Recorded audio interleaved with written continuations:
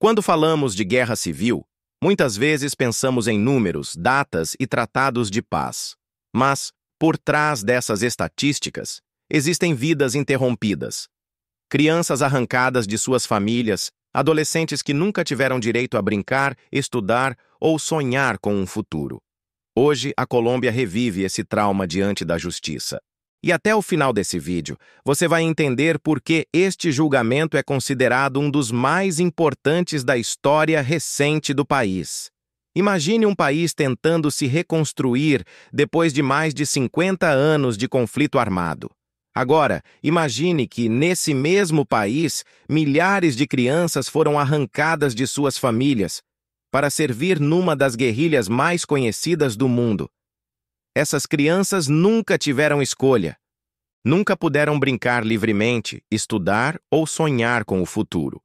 Foram transformadas em soldados, mensageiros, vítimas de violência e tortura. E hoje, essas histórias chegam ao tribunal. A pergunta é: será que a justiça está finalmente alcançando os responsáveis? Entre 1970 e 2016, pelo menos 18 mil menores foram recrutados à força pelas Forças Armadas Revolucionárias da Colômbia, as Farc. Muitos tinham apenas 12, 13 anos, outros ainda mais jovens. Eles eram transformados em soldados, mensageiros, cozinheiros e, em vários casos, vítimas de violência sexual, tortura e abortos forçados. Esses números, revelados pela Jurisdicción Especial para la Paz, JEP, o tribunal criado após o Acordo de Paz de 2016, não deixam dúvidas. Estamos diante de crimes sistemáticos. E agora, pela primeira vez, os ex-comandantes das Farc estão sendo oficialmente responsabilizados.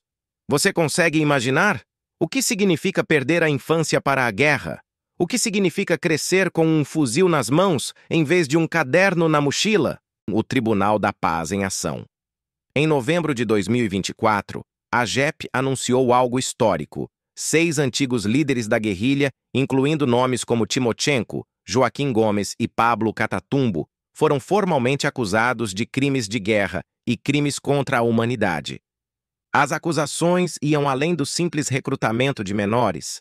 Envolviam também estupro, violência reprodutiva, escravização sexual e perseguição contra crianças indígenas e LGBTQIA+. Era o reconhecimento de que não se tratava apenas de uma prática militar, mas de um padrão de violência brutal. A resposta dos ex-guerrilheiros. Poucos meses depois, em julho de 2025, esses mesmos ex-comandantes enviaram uma declaração admitindo o recrutamento de mais de 18 mil menores. Chamaram o episódio de injustificável e reconheceram a necessidade de contribuir com a verdade e a reparação. Mas havia um detalhe incômodo. Eles não mencionaram explicitamente as acusações de violência sexual e abortos forçados. Para muitas vítimas, essa omissão soou como mais uma forma de silêncio e de invisibilização. Afinal, como curar uma ferida que sequer é nomeada? O dilema jurídico. Aqui entra um ponto essencial. O processo na JEP não funciona como uma justiça comum. Ele é parte de um sistema de justiça transicional criado para equilibrar paz e responsabilidade. Isso significa que os ex-comandantes não enfrentarão penas de prisão tradicionais. Em vez disso, se admitirem integralmente sua culpa e ajudarem na reparação das vítimas, poderão receber penas restaurativas, como trabalhos comunitários, projetos de reconstrução ou medidas de memória histórica. Mas, se a JEP entender que o reconhecimento foi insuficiente, o caso pode escalar para punições mais severas, e é justamente esse impasse que mantém todos em alerta. O tempo das vítimas. Enquanto isso, as vítimas aguardam. Para elas, cada audiência adiada é uma lembrança dolorosa de que a justiça chega tarde demais. Muitas carregam não apenas cicatrizes físicas, mas também a falta de oportunidades.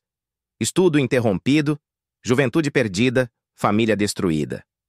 A cada declaração pública, a pergunta permanece: a verdade que os ex-guerrilheiros contam é suficiente?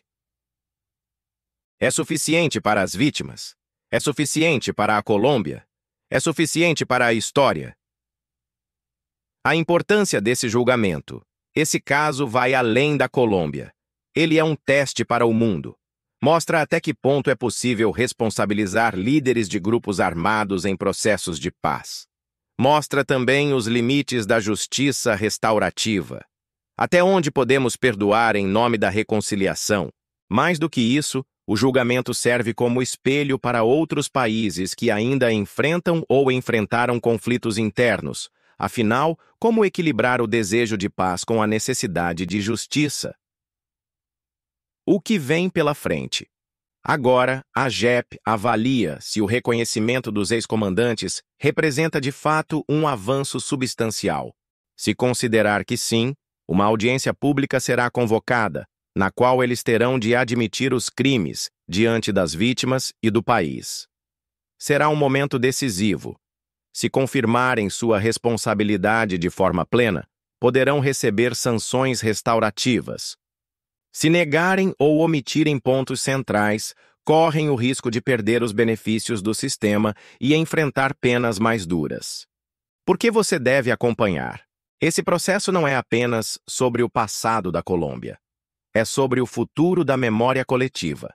É sobre como um país escolhe lidar com suas cicatrizes.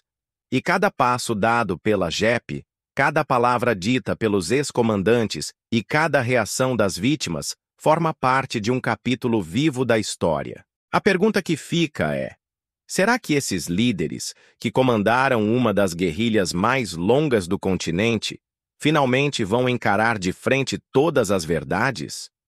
Ou veremos uma narrativa incompleta, em que algumas vítimas continuam sem voz?